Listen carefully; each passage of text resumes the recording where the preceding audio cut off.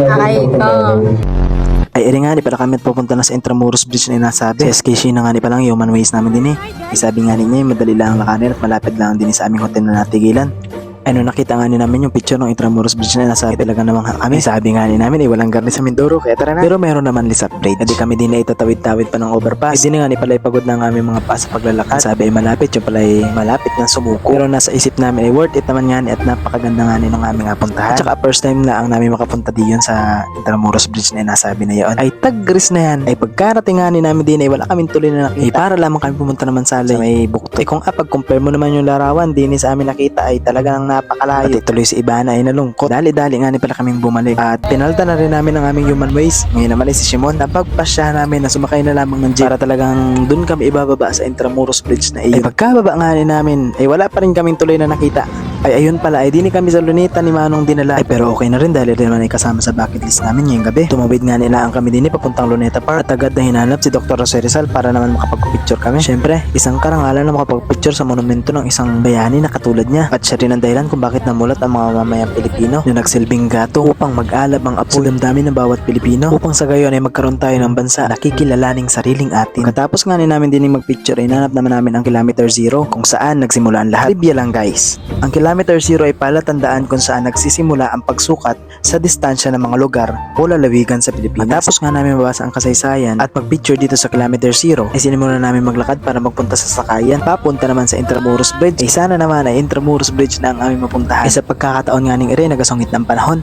Nagpatak-patak na nga ng ulan, nakala ko ilaway ko lang. Ay sakto nga na dumating rin jeep ni Eret, sabi papunta daw siya ng Intramuros. Dini nga na ito ang tuwa mga tao dahil ramdam na nila nasa Intramuros Bridge kami dadalhin ng jeep na ito. Ay pagkalakas nga ng ulan, pagkaswerte nga namin na tumana rin si Manong. Ay ari nga ang plot twist, wala na nga nakitang bridge, ay inulan pa. Ay aray dini nga parang gusto na nilang sumuko, para bang gusto na nilang umuwi. Ay di ay susuot-suot na lang nga kami din at sobrang lakas nga ng ulan. Maya-maya ay nag-usap nga kami kung ano ng plano. Yung iba ay gusto magpunta ng Intramuros at yung iba ay gusto nang umuwi. Pero gayon pa man ay nagkaisa kami. Go na daw kahit mabasa. Sige, tara go na. Sakto nga at may nag-aantay ditong e-bike kay Manong. Siya daw nga ni Dio ng 10. Kaya hindi na kami nagdalawang isip at sumakay na rin. Basta saan pa at makikita namin yung Intramuros Bridge na yan. Basta't may kalsada, huwag susuko. Ay rin nga ang pakikipagsapalaran namin para lang makapunta sa Intramuros Bridge na yan. Kaya tara na sa biyaheng Intramuros.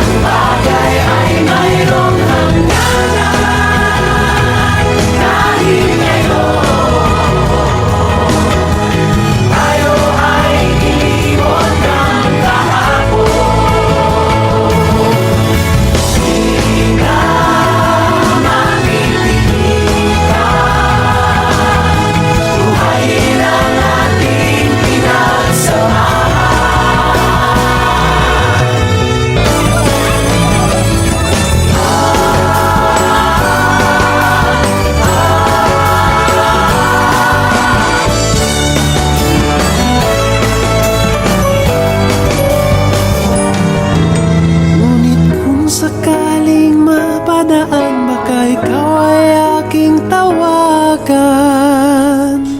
Dahil minsan tayo ay naging tunay na magkaibigan. Tara ko, 70 no? 70. Pula o.